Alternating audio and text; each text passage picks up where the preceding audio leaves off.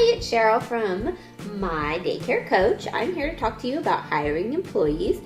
I have 5 steps I want to talk about in hiring employees, and we're going to get started with number 1. Remember that your business is a business, and so you want to make sure that when you're hiring employees, you're not doing it under the table, you're not hiring just anyone, that you're doing everything legal and you're following all the rules and regulations. Very important. You don't want to get sued. You don't have to pay doctor bills for not having workman's comp. You don't want to get in trouble on your taxes. So you need to do everything like a business, just like you should. There's some good benefits.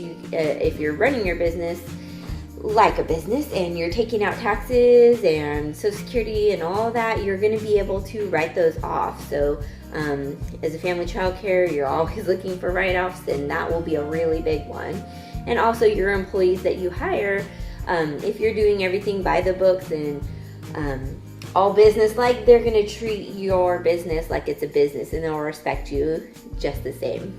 Number 2, my next request for you is to not hire friends and family, but find strangers, somebody that you don't know, and make sure that you don't hire somebody that would cause conflict, or relationships are really important to have, and you don't want to lose any having them in your business. So I do suggest not hiring friends or family, because sometimes it could just be a struggle. It may cost you your business too in some cases.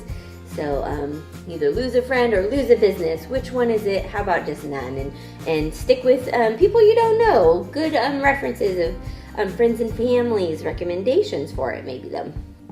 And the third step of hiring employees, of course, you got to advertise. Where do you advertise? You can put an ad on Craigslist. You could find websites, care.com, Facebook, job places, Indeed, Monster, all those type of job finding companies out there. My favorite place to look for employees was our local community college had a job board, and I would put that I was looking for a family child care provider assistant on there, and the ECE child development group, they had people that were interested, and I found some of my best employees there. When you are advertising, you need to talk about whether you want to have a part-time or full-time, how many hours a week. Make sure you include that on your advertisement, as well as how much you're going to be paying. And I did start off my employees at minimum wage, and I would up it if I was really needing somebody 50 cents more. And then after I hired them, then I would offer raises and incentives. Of course, you're going to want to look for somebody that has experience working with children, especially the group that you work with. If you're working with infants, you're going to want to find somebody that has experience working with infants and not just school age or preschoolers. And likewise, if you're mostly preschool age, you want somebody that has experience working with that age group. And if you do school age, of course, that too. So find somebody with the experience that you specifically need. You want to put that on your ad. And then also the characteristics you want. If it's really important that they be trustworthy and reliable, you want to put that on there so that they know before they even come to an interview that that's what you're looking for. And anything that else that you feel is really important, make sure you add that on there. And our next step, of course, then would be, 4th step, is our interviews. So of course you're going to have to come up with some questions that you're going to ask, and you're going to want to find out with the questions that you come up with their type of work ethics and also their personality. So you're going to want to know if they are hard workers, or if they are going to be showing up to the job on time, they're going to be committed to your company, those type of questions. And then also to get their personality types, I like to ask questions to get their personality, make them laugh and see what they think is funny, what's important to them. And because you are going to be working a lot with these people, you're going to want to make sure you get along with them. If you're a driver personality, you may not want to have another driver personality because you may just clash a little bit. And also, if you like things organized and to the T and everything in its place, you might not want to hire someone that's a little, chill and relax and everything's cool. You might not like that personality after working with them for a while. So make sure your personality matches with the type of employees that you hire for your assistants. Very important. And also finding their work ethics, their personality. And then when you hire them, you want to, once you find the perfect match for you, you're going to want to have already in place policies and procedures that you have them fill out, talking about what your expectations are, how many hours they're going to be working, and how they're going to clock in and clock it out each day, how you're going to track all that. Of course, this is going to be a lot more work for you, but believe me, it'll be worth it having an employee to help you with your day-to-day things.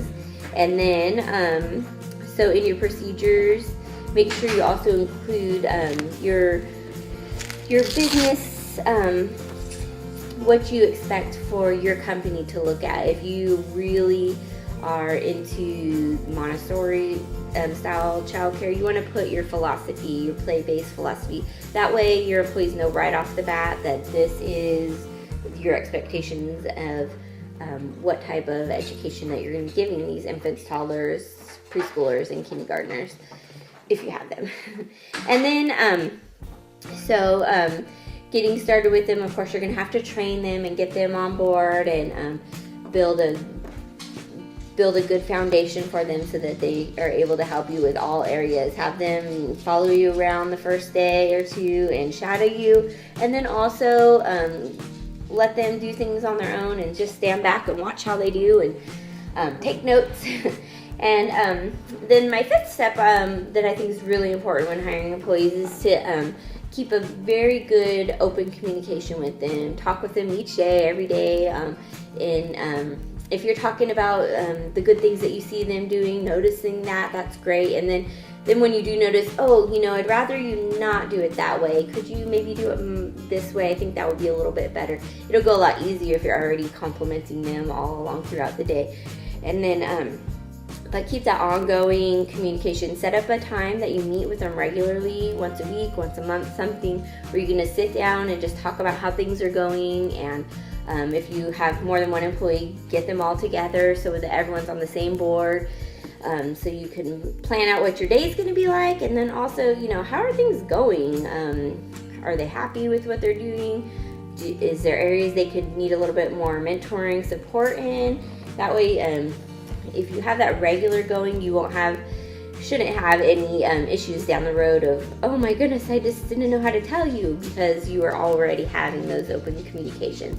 And then also, very important, you need to keep your employees happy. If you're not able to pay them very much because of your budget, at first, that's fine. If you can, I would definitely give them raises after they've been there for 6 months to a year. I think that's really important to keeping them happy. And buy them lunch every once in a while, bring them coffees, buy them Christmas gifts and birthday gifts and just because gifts, and just letting them know it doesn't have to be anything big, but little simple things. Make sure that they realize that you appreciate them. It's really important. You want to keep that going. I used to take my girls out and we'd have dessert every once in a while, and it was a good time for us to not be in the daycare setting, but to be out and just have a good time and not even talk about daycare, and it was great. It really was good at building good relationships. And then also you're going to want to have assessments probably every 6 months to a year, just to keep a record of how they're doing and how they can improve over time, and let them write the things that they want to talk about too. So hopefully I helped you with some questions you may have had with hiring employees for your family childcare. If you have any questions, leave some comments down below, and if there's something else you'd like me to talk about, if you're having questions or concerns, leave a comment below, and I love some great ideas of what to blog about next. All right, cheerio. Bye.